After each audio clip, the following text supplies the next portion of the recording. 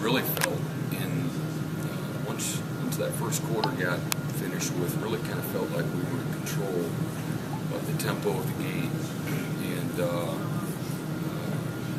despite whatever plays they had gotten, that's just how you felt as a play caller during the course of that game.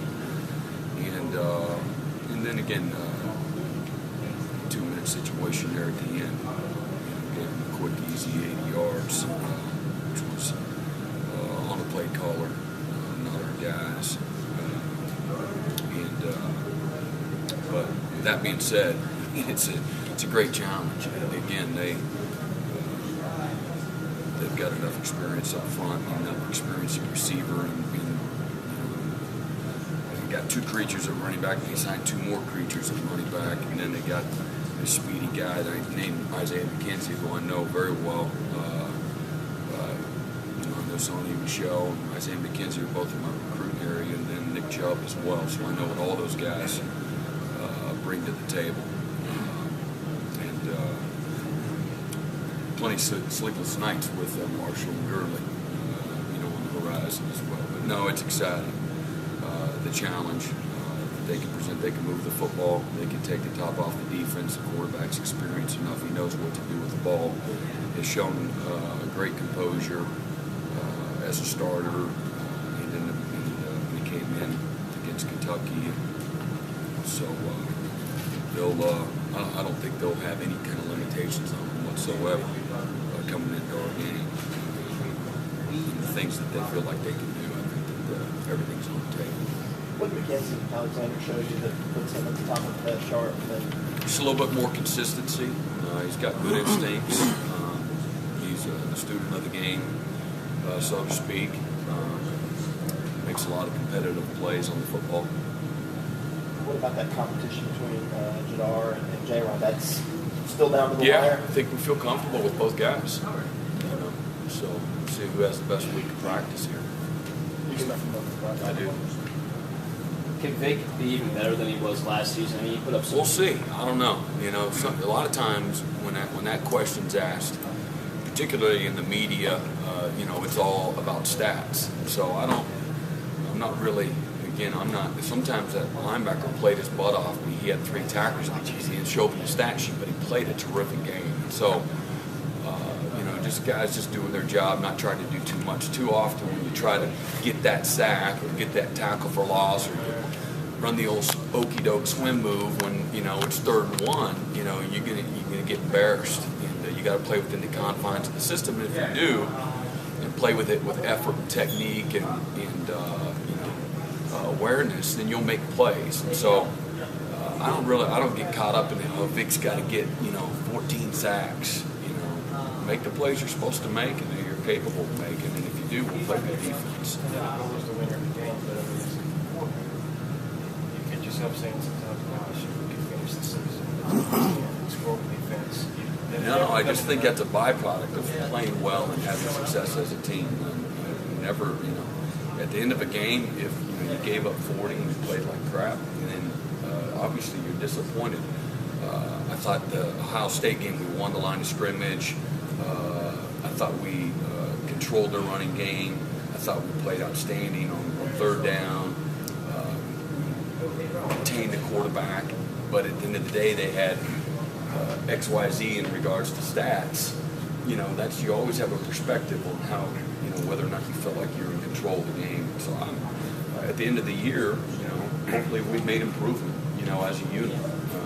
The stats always say sometimes, and sometimes they don't. But you just have, whether that's a lack of ego thing or whatever, I recognize performance week in and week out, day in and day out.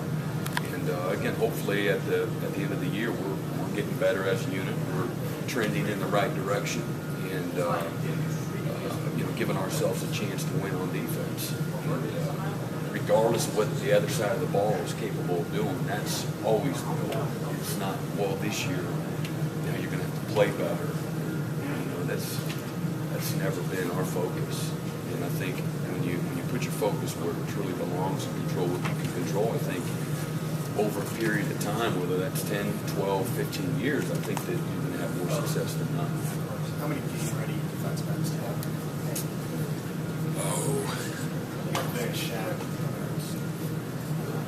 politically correct answer. I don't know. We'll roll out 4 or 5 guys.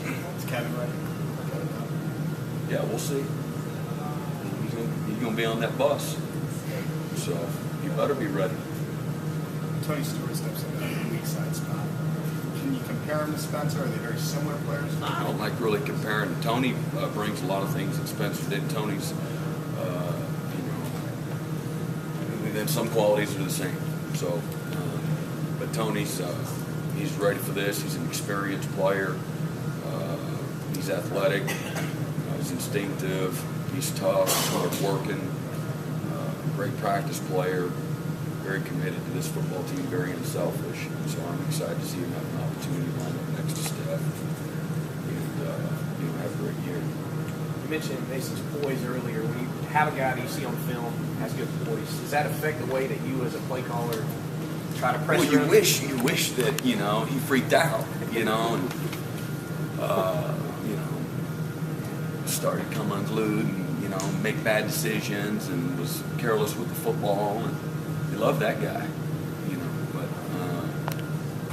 he's a well-schooled, well-coached, good football player, well-skilled, and makes good decisions. So to answer your question, yeah, this guy, he knows he's got patience and poise to go 1, 2, 3, through his progression. He's or to look you off and those kind of things. So he's been in that system for a while, and that system has been very, very consistent at producing numbers, statistics, wins, successful quarterbacks. They've had very, very few in the last 12, 13 years, 15 years that Mark Rick's been there that have not had consistent, similar kind of success.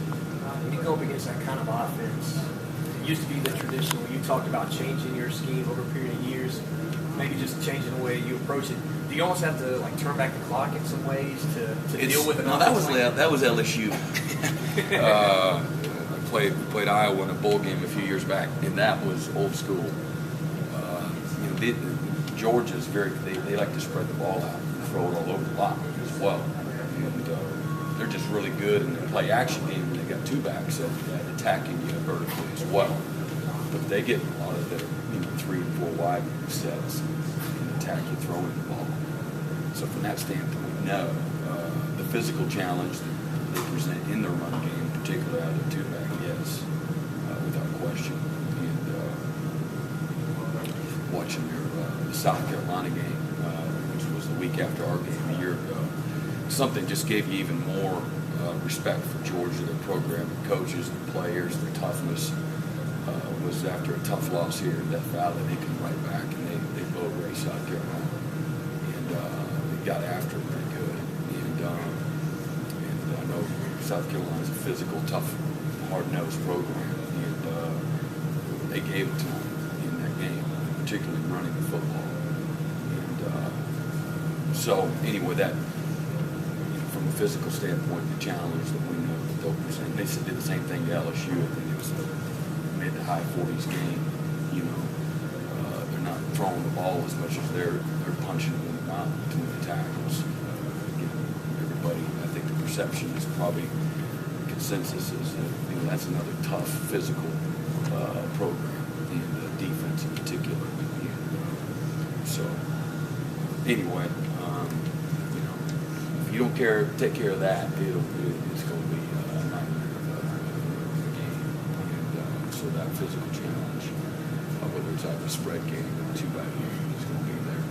Stephon and Tony, their relationship, I know they've been kind of joined at the hip in the minds of fans for years even before you got here, but their relationship on the field, do you see well, any kind you of like to get the games, and then I think it really develops. But I think they got a good chemistry, a good trust. They understand each other on the field. So I've seen that start to develop. And, I think through games and through a season, you can really start seeing it click and guys work together and feed off each other, that kind of thing. Brent, how much better is J-Ron, you think? How much progress has he made playing with his eyes, not getting caught back to him? He's perfect. I mean, he's improved. I mean, he's a year ago at this time, I mean, we knew that he would have a good future, but we weren't ready to sign off on him as a starter. So he's made tremendous progress. I think he's played.